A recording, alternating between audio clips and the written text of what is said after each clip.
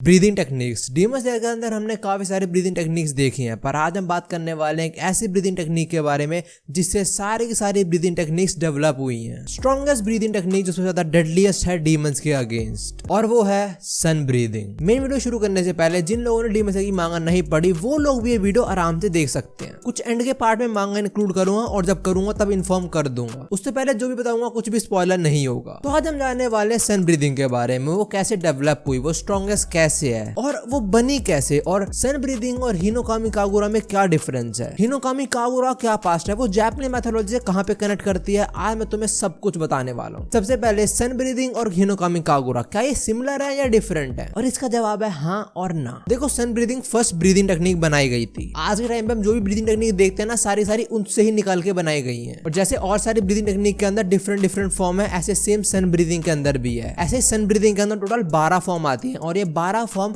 Attack और defence दोनों का परफेक्ट कॉम्बो है। मतलब सन ब्रीदिंग के अंदर टोटल 12 फॉर्म है और 12 फॉर्म के अंदर अटैक और डिफेंस दोनों अच्छे से मिक्स्ड है। तो जब कोई सन ब्रीदिंग का यूजर इन 12 फॉर्म को एक साथ हिट करता जाए, लाइक पहले सन ब्रीदिंग फर्स्ट फॉर्म, फिर सन ब्रीदिंग सेकंड फॉर्म, फिर थर्ड, फोर्थ, 5 ऐसे करता जाए 12 तक नॉन स्टॉप एक फ्लो के अंदर, तो उसको बोलते हैं हिनोकामी कागुरा, जो एक्चुअली में सन ब्रीदिंग की 13th फॉर्म ही है। तो टोटल सन ब्रीदिंग के अंदर होती है 13 फॉर्म, 12 जो अलग हैं, और जो 13th फॉर्म है ना उसको नाम दिया गया हिनोकामी कागुरा। और उसके अंदर वो सारी 12 फॉर्म है, पर उनको एक साथ हिट करना विदाउट एनी स्टॉप। तो अगर तुम हिनोकामी कागुरा को डिवाइड कर दो तो वो सन ब्रीदिंग ही बन जाएगी। तो इनमें ये डिफरेंस और यही सिमिलरिटी आती है। टेक्निकली देखे तो सन ब्रीदिंग और हिनोकामी कागुरा दोनों एक दूसरे का ही पार्ट है। और अब मैं तुमको एक स्टोरी सुनाने वाला हूँ। ये स्टोरी होने वाली है एक जापानीज मैथोलॉजी के ऊपर, और प्लीज मेरे साथ बने रहो। जब ये स्टोरी खत्म होगी तुमको रिलेशन समझ आ जाएगा सन ब्रीदिंग और हिनोकामी कागुरा का। तुम्हें समझ आ जाएगा कि हिनोकामी कागुरा के अंदर डांस क्यों होता है और वो डांस फायर गॉड से कैसे कनेक्टेड है, तुम्हें वो भी समझ आ जाएगा। देखो, जापानीज मैथोलॉजी के अंदर शिंटो एक रिलीजन है, उसके 6th जनरेशन के 2 गॉड्स थे, ओमोडारू एंड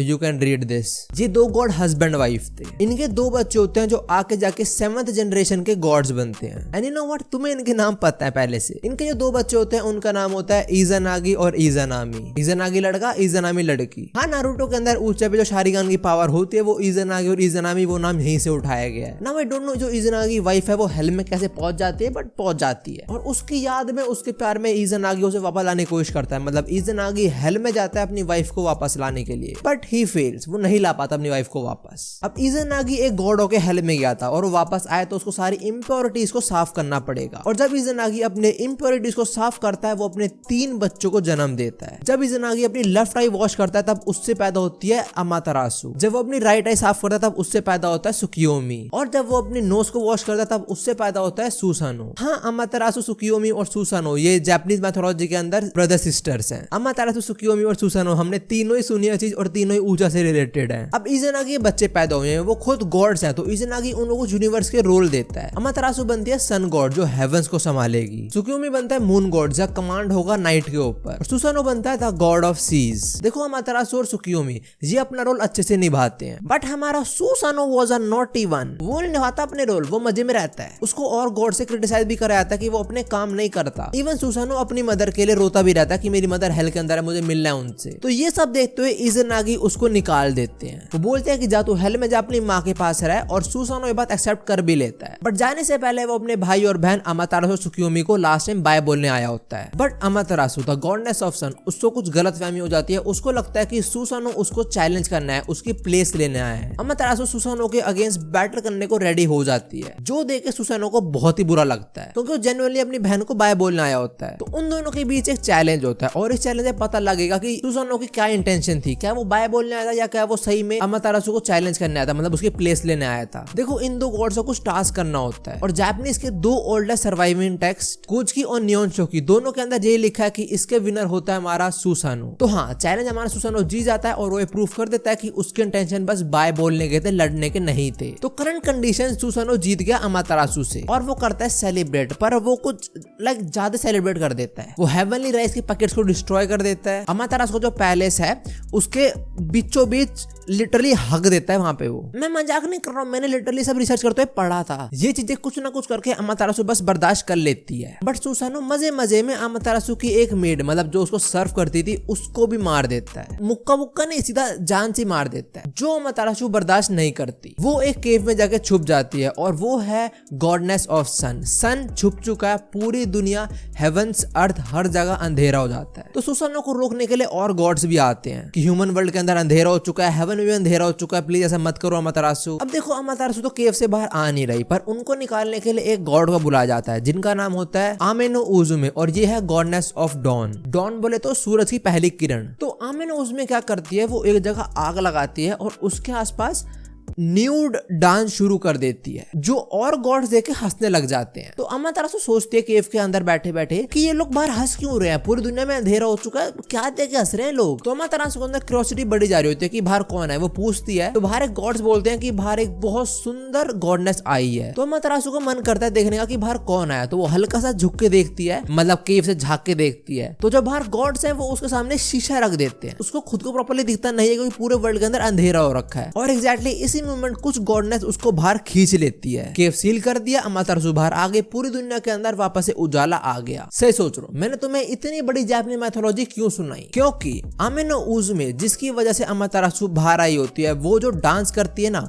उस डांस का नाम होता है हिनोकामी कागुरा। हिनोकामी एक्चुअली में हमारा जो अमातेरासु है उसका ही एक ऑल्टरनेट नेम है। और जो डांस और म्यूजिक परफॉर्म करा था हमारी आमे नो उजुमे ने अमातेरासु को बाहर निकालने के लिए, मतलब उसके लिए उसको बोलते हैं कागुरा सॉरी। तो तुम अब समझ गए हिनोकामी कागुरा में डांस क्यों होता है और वो कैसे रिलेटेड है सन से। आमे नो उजुमे एक डांस परफॉर्म करती है जिस डांस का नाम है हिनोकामी कागुरा, और उस डांस से अमातेरासु केव से बाहर आ जाती है, मतलब दुनिया तक लाइट वापस पहुंच जाती है। एक ऐसा डांस जो अंधेरे को मारता है, इविलनेस को खत्म करता है। एक ऐसा डांस जो लोगों तक खुशियां पहुंचाता है, मतलब लाइट वापस आ गई, खुश हो जाओ भाई। तो शायद तुम्हें अब काफी अच्छा खासा आइडिया हो चुका होगा कि हिनोकामी कागुरा और सन ब्रीदिंग का क्या रिलेशन है। और हाँ, तुम शायद समझ भी गए कि हिनोकामी कागुरा के अंदर डांस क्यों होता है। जाओ अब अपने दोस्तों पे फ्लेक्स करो ये चीज। ना वो बात करते हैं कि जो सन ब्रीदिंग है वो डीमन स्लेयर के अंदर डेवलप कैसे हुई। और इस टॉपिक में आगे बढ़ो उससे पहले बता दो मांगा स्पॉइलर आने वाले हैं जो बिल्कुल एंड तक जाने वाले हैं। अगर तुम्हें स्पॉइलर नहीं सुनने, वीडियो यहाँ पे खत्म हो जाती है तुम लोगों के लिए। अगर सुनने सुनते रहो। देखो मांगा रीडर्स को पता है योरीची वाज द फर्स्ट पर्सन जिसने ब्रीदिंग टेक्निक्स को बनाया था, सन ब्रीदिंग को बनाया था। और पूरी सीरीज के अंदर बस वो और तांजीरो ही हमने देखे हैं सन ब्रीदिंग को यूज करते हुए। मांगा में हमने ये देखा कि योरीची ने पहले सन ब्रीदिंग बनाई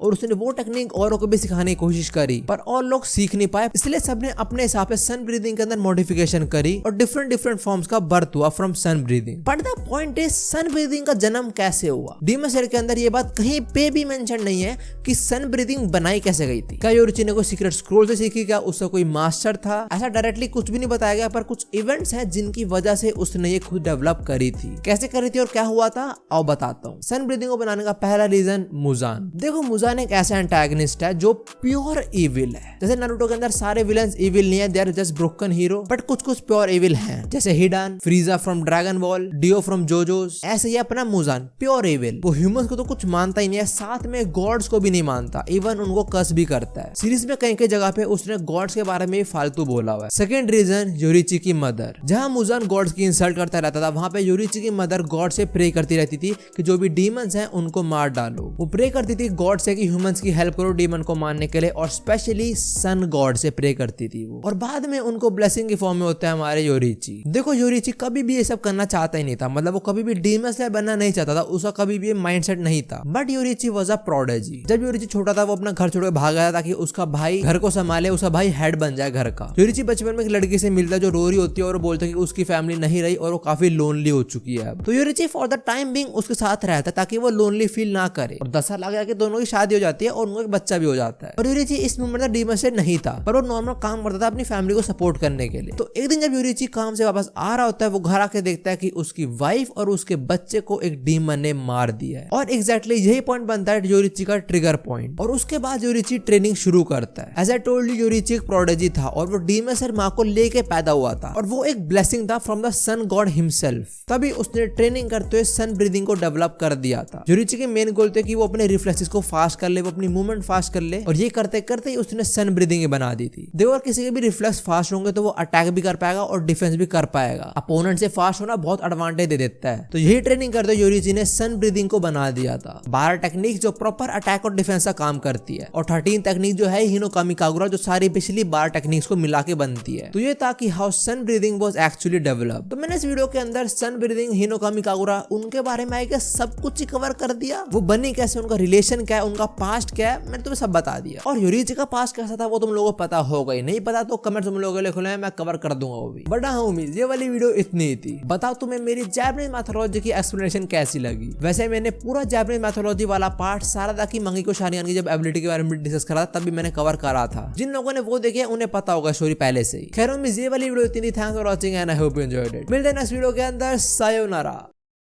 मेरे को टू बी ऑनेस्ट बहुत मजा आता है मैथोलॉजी के बारे में बात करने में, एंड आई होप तुम्हें भी आता हो।